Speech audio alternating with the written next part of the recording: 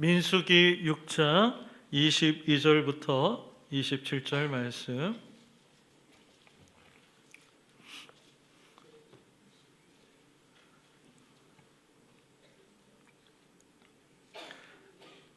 찾으셨으면 우리 한 절씩 교독하겠습니다. 제가 22절 읽겠습니다. 여호와께서 모세에게 말씀하여 이르시되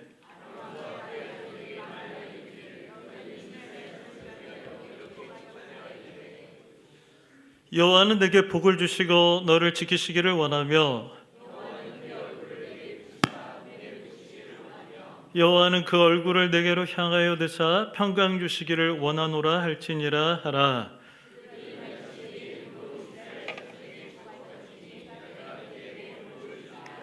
아멘, 아멘. 오늘 본문에는 여호와는이라고 시작되는 흔히 제사장의 축복이라고 말하는 내용이 기록되어 있습니다. 우리 예배 때는 가장 처음으로 선포되는 축복의 내용이 바로 이 말씀입니다. 이 축복의 내용과 원리를 통해서 우리의 미래가 주님 앞에 있는 한 그 누구보다도 더욱 희망적이라고 하는 사실과 하나님이 우리를 통해 하시고자 하는 일들을 훤히 깨닫게 되는 귀한 이 시간 되기를 바랍니다. 첫 번째, 하나님께서는 설교 제목처럼 우리에게, 그를 믿는 모든 백성에게 복 주기를 강력하게 원하십니다. 우리 제목 한번 띄워주시겠어요? 하나님께서 우리에게 원하시는 그 복의 원리 첫 번째입니다. 같이 한번 읽어보겠습니다. 하나님은 우리에게 너무나 복 주기를 원하십니다. 많은 사람들이 사랑하는 누군가에게 축복하기를 원하실 겁니다. 여러분의 아내에게 또는 남편에게, 부모님에게, 또 자녀에게 항상 그런 마음이실 줄로 믿습니다. 표현은 잘 안 된다고는 하지만 그러나 축복의 마음이 우리에게 있어요. 그럼에도 불구하고 본문에 나타난 축복의 내용이 더 값지고 귀하다고 할 수 있는 이유는 바로 이 축복을 강력하게 베풀기를 원하고 계시는 분이 하나님이시기 때문입니다. 그냥 사람이 아니라 하나님께서 복 주기를 원하신다라고 하는 거예요. 22절 말씀 같이 한번 읽겠습니다. 여호와께서 모세에게 말씀하여 이르시되, 여호와께서 모세에게 말씀하셨다. 이런 관점에서 흔히 제사장의 축복이라고 제목을 붙이는 것도 좀 아쉽다고 생각이 됩니다. 제사장은 절대 축복의 대상이 아닙니다. 당사자가 아니에요. 축복의 대상이긴 하지만 당사자가 아닙니다. 하나님께서 축복의 통로로 삼아주신 통로일 뿐이지 주님의 백성들에게 복 주시려고 안달이 나신 분은 누구십니까? 하나님이십니다. 제가 목사인 걸 이미 아는 교인이 어느 해인가 저를 축복한다고 하면서 보낸 문자에 내용이 이랬습니다.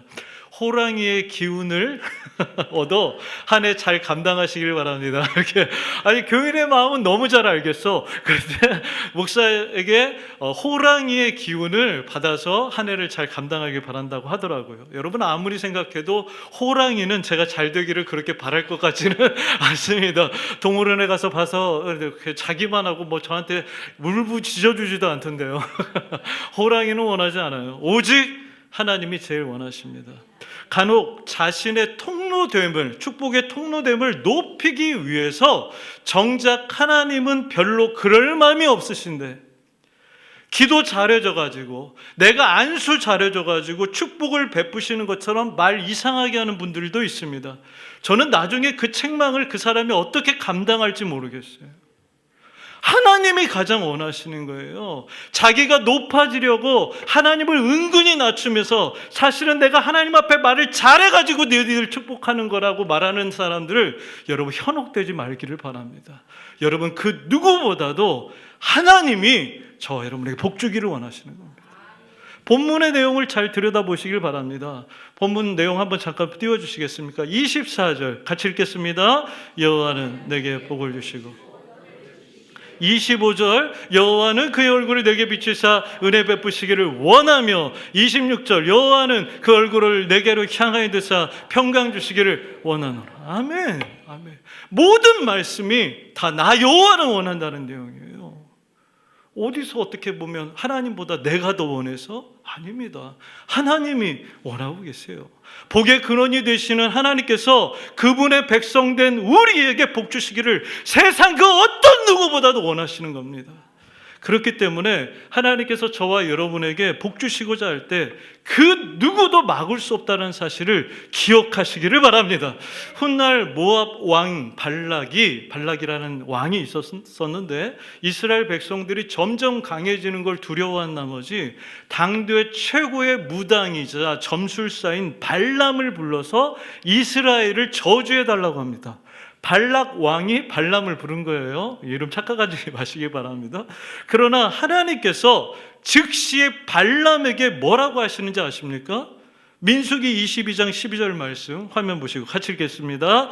하나님이 발람에게 이르시되 너는 그들과 함께 가지도 말고 그 백성을 저주하지도 말라. 그들은 복을 받은 자들이니라. 그들은 복을 받은 자들이니라. 이 부분을 한 번역 성경은 풀어서 이렇게 말했습니다. 내가 이미 그들에게 복을 내렸다. 내가 이미 그들에게 복을 내렸다. 여러분, 가장 유명한 무당이고 점술사라고 해서 돈을 굉장히 많이 받고 스카웃된 그 사람에게 하나님께서 말씀해 주고 계시는 거예요. 너 가지마. 가지마. 그 백성들은 내가 복을 내린 사람들이야. 자, 그럼에도 불구하고 발람이 눈에 돈이 멀어서 기어이 저주하기 위해 출발합니다. 하지만 그게 실제로 됐을까요? 아니요, 그렇지가 않았습니다. 민수기 23장 20절 말씀, 결국 발람이 이렇게 고백합니다. 같이 읽습니다. 하나님께서 내가 그것을 바꿀 수 없다. 아멘, 아멘. 내가 그것을 바꿀 수 없다. 하나님이 복 주시려고 하는 백성들의 운명을 내가 바꿀 수 없다. 결국 발람은 저주는커녕요 이스라엘 백성을 3번이나 축복하고 돌아옵니다. 하나님께서는요 그의 백성들에게 가장 복 주시기를 원하시는 하나님이세요. 또한 하나님께서 그의 백성들에게 복 주시고자 하는 것을 그 누구도 막을 수 없습니다. 여러분, 점치러 가지 마세요. 하나님이 복 주시는 운명을 가지신 여러분들 절대 그렇게 하지 마시길 바랍니다. 여러분, 인생의 어떤 문제들은 이 진리 하나만으로도 돌파가 가능합니다. 이 진리를 믿을 때 저와 여러분이 하나님께 대하여 결코 흔들리지 않을 것입니다. 하나님의 진심을 내가 알고 있으니까, 아, 하나님은 과연 내가 복받기를 정말 원하시는 하나님이시구나. 이 진심을 내가 알면 웬만해서는 안 흔들리는 겁니다. 아이들이 나중에 철이 들면 달라지긴 하겠지만 사춘기 시절에는 부모에 대해서도 엄청 의심합니다. 자기가 늦게 일어나서 학교에 늦게 가게 됐으면서도 엄마가 안 깨워줘서 늦었다고 난리를 쳐요. 이거 어떻게 해야 됩니까? 저희의 얘기는 아닙니다. 드라마 같은 데 보면 그러더라고요. 또 깨워주면 20분 있다가 자기가 일어나려고 그랬대. 아니, 깨워줬는데 자기가 20분 있다가 일어나려고 했는데 20분 전에 깨워줘가지고 자기가 그만큼 또 못 잤다고 성질내고, 아니, 자기들 몸도 못 가누고 그럴 때 밤잠도 못 자고 살피면서 먹여주고 입히고 지금도 그렇게 한결같은 진심으로 도와주려고 하는 것뿐인데도 자꾸 이럴 때마다 참 마음이 아프지 않습니까? 어떻게 생각하세요? 아프잖아요. 물론 요즘 세상이 믿을 사람 하나도 없다고 하는 시대이다 보니까 부모 자식 가운데서도 믿지 못할 일들이 요즘 굉장히 많이 일어나고 있기도 합니다. 그 유명한 일화가 있지 않습니까? 아버지가 열탕에 들어가면서 아우 시원하다 하면서 들어갔더니 아들이 따라 들어갔다가 너무 뜨거우니까 정색을 하면서 세상에 믿을 놈 하나 없다더니 막 이렇게 했다고 하는 일화가 있잖아요. 시대가 이래서 그런지 하나님께 대해서도 우리는 심각할 정도로 계속 의심합니다. 하나님의 진심을 마주하지를 못하는 거예요. 하나님이 과연 나를 인도해 주실까?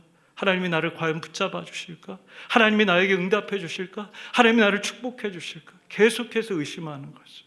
하지만 여러분, 오늘 이 말씀을 통해서 하나님께서 우리에게 얼마나 복 주기를 원하시는지 그 진심을 깊이 깨달아서 앞으로의 여러분의 인생에서 정말 웬만하면 흔들리지 않기를 주님의 이름으로 축복합니다. 이게 정신 승리가 아니라 지금도 살아계셔서 동일하게 역사하시는 그 전능하신 하나님이 그렇게 작정을 하셨다 이 말이에요. 그리고 그것을 시행하기를 원하고 계신다는 사실을 믿는다면 우리는 어떤 상황에서든지 다시 일어날 수 있다는 것입니다. 우리의 결말은요 반드시 복으로 끝날 것입니다. 예레미야서 29장 11절 말씀 같이 한번 읽겠습니다. 시작. 여호와의 말씀.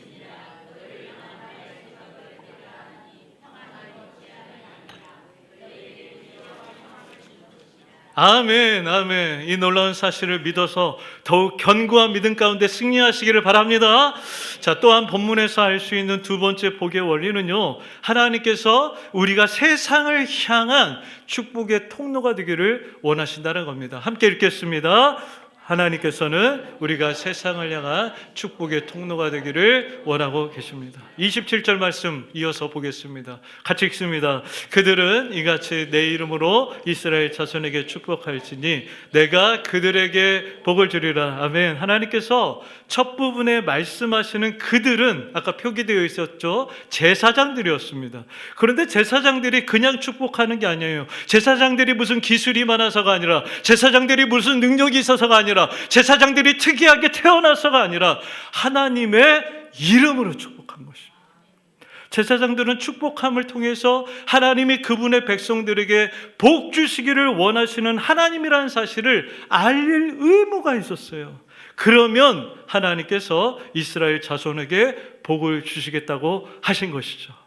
목회자들이 축복하는 건 물론 대표성이 있습니다. 주님과 교회를 통해서 목사는 지역 교회를 향하신 하나님의 말씀을 잘 묵상하여 양육하고 가르치라고 위임받은 사람이에요. 저는 주님께로부터 또 교회로부터 위임받은 사람입니다. 그래서 거룩하신 말씀 안에서 대표성을 가지고 주님의 이름으로, 성삼위 하나님의 이름으로 축복을 하는 것이죠. 그 말씀이 이 말씀이 바로 그 축복의 내용입니다. 주 예수 그리스도의 은혜와 하나님의 사랑과 성령의 교통하심이 너희 무리와 함께 있을지어다. 이 대표성을 가지고 여러분들을 축복합니다.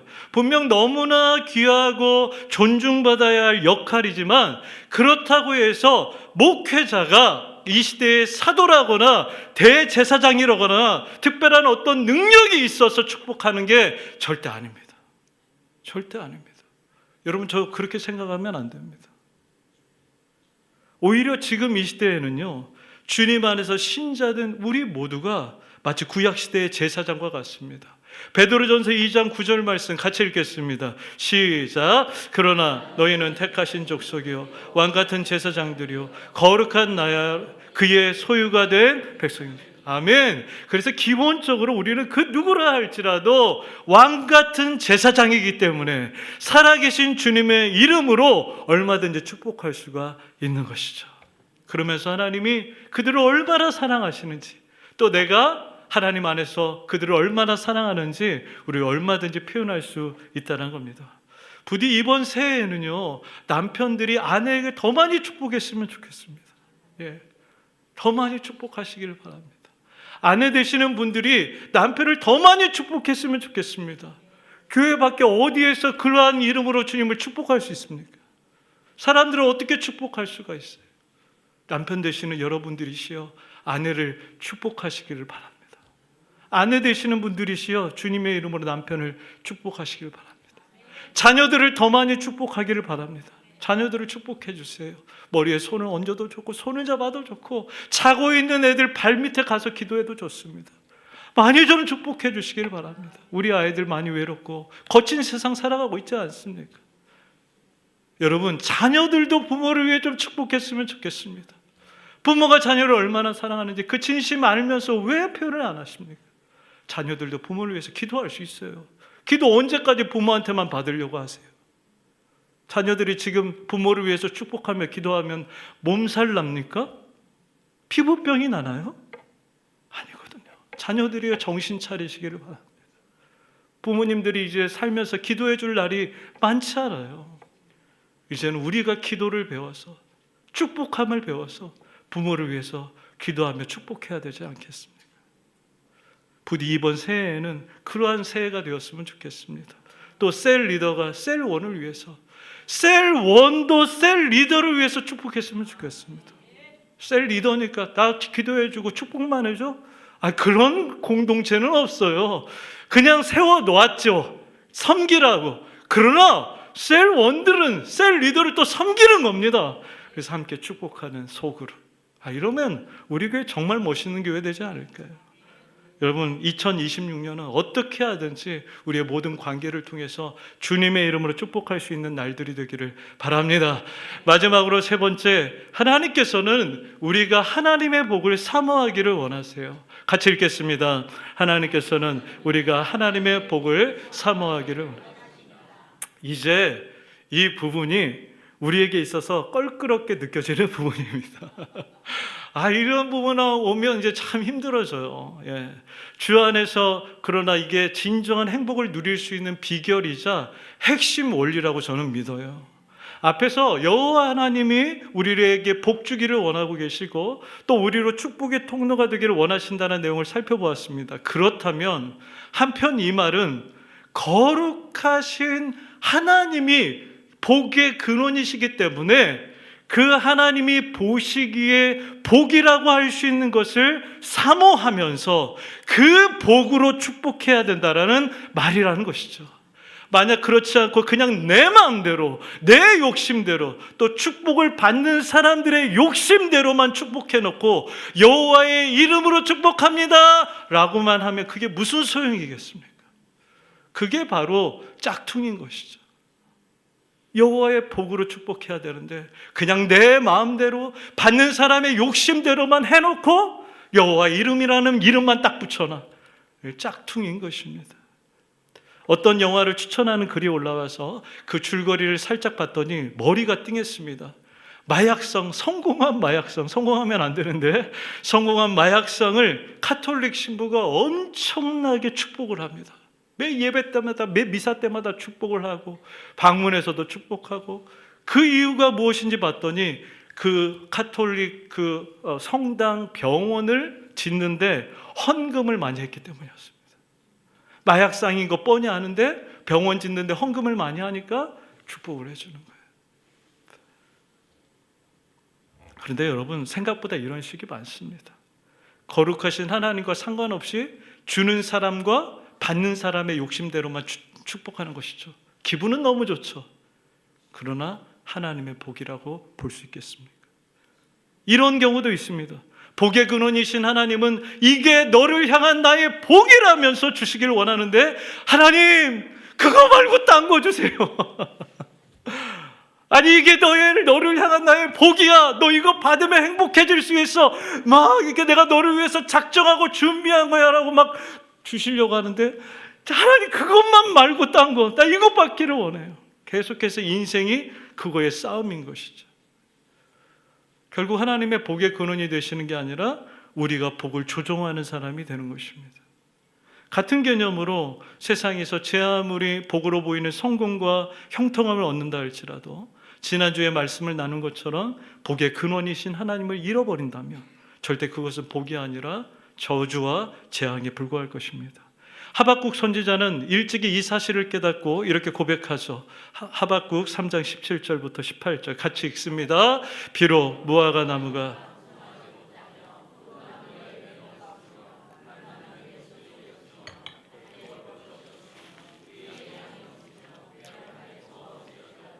나는 여호와로 말미암아 즐거워하며 나의 구원의 하나님으로 말미암아 기뻐하리로다. 여러분, 비록입니다. 아주 일반적인 상황 아니에요. 너무 겁을 내지 마시기를 바랍니다. 비록입니다. 비록. 하박국 선지자도 무화과나무 풍성하고 정말 좋아해요. 포도나무의 과실이 풍성하고 너무 좋아할 겁니다. 하지만 그게 있든 없든 나는 여호와 구원의 하나님으로 인해 기뻐하겠다는 겁니다. 어쩌면 현대 기독교인들이 쉽게 못 벗어나는 굴레가 바로 이 복에 대한 개념인 것 같습니다. 가난하게 살고 실패한 인생이었고 소망이 없는 인생이었는데 주님을 만났다. 그런데 여기까지면 별로 인기가 없는 간증이에요. 별로 초대도 아니에요, 교회에서. 그런데 이제 여기까지 가야 되죠. 주님을 만났다. 그래서 기도했더니 돈을 많이 벌어 부자가 됐고 좋은 학교, 좋은 직장을 갔다. 그러면 이게 최고의 간증인 것이죠. 그럼 교회에서도 막 초대합니다. 그런데 여러분 살짝 이상하지 않아요? 말로 상세하게 표현하긴 그런데 좀 그래요. 이런 원리라면 우리는 매 순간 이렇게 생각할 수가 있습니다. 나는 열심히 하나님 앞에 나아갔는데, 기도했는데 돈이 여전히 안 생겨. 나는 건강하지도 못해. 뭐 좋은 사람 만나지도 못했어. 결혼하고 봤더니 이 사람 가난해. 그래, 여기까지는 나도 양보하겠어. 그런데 내가 그랬다면 최소한 내 자식들은 잘 돼야 되는데 자식들도 그다지 성공했다고 볼 수가 없어.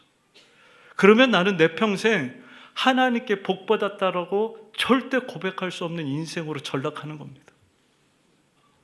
여러분 과연 그렇습니까? 우리가 이런 이야기를 들을 때 그 무엇보다도 앞부분을 가장 중요하게 생각해야 됩니다. 가난하게 살고 실패한 인생이었고 소망 없는 인생이었는데 주님을 만났다. 이것 자체가 일단 최고의 복이라는 것입니다. 믿음으로 고백하시기를 바랍니다. 주님을 만났다. 이게 최고의 복이라는 것입니다.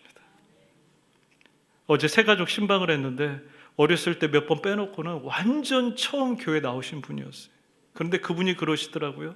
그전에는 조금 많이 우울했었는데 교회를 다니면서부터는 조금씩 그런 마음이 사라지는 것 같다. 뭔가 삶의 소망을 찾고 행복을 찾고 무기력한 삶에서 주님을 위해서 뭔가 해보고자 하는 마음이 생기고 위로를 받고, 여러분 이게 복인 줄로 믿으시기를 바랍니다.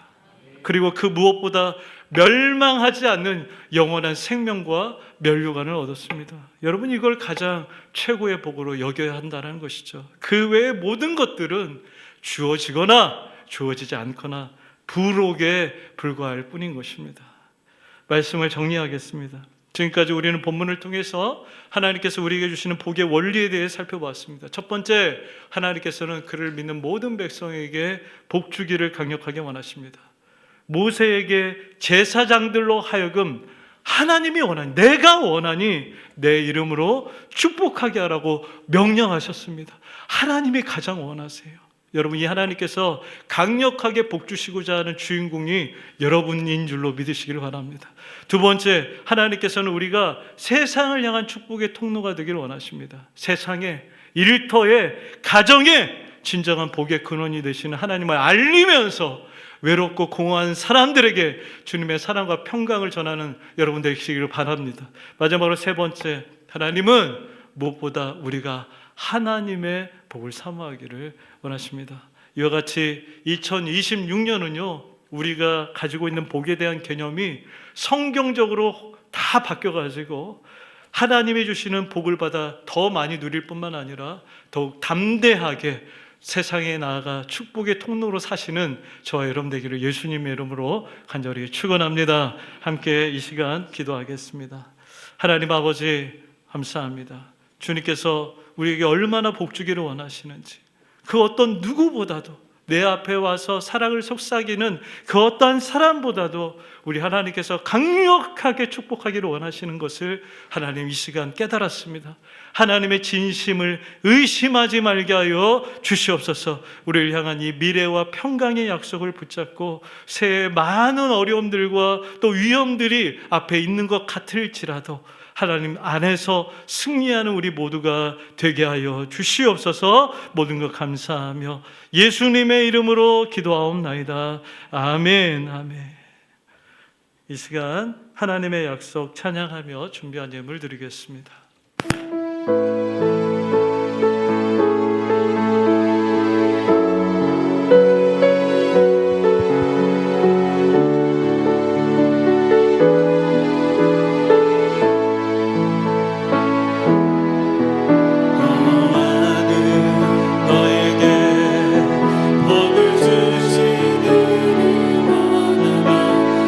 지키시기를 원하시마.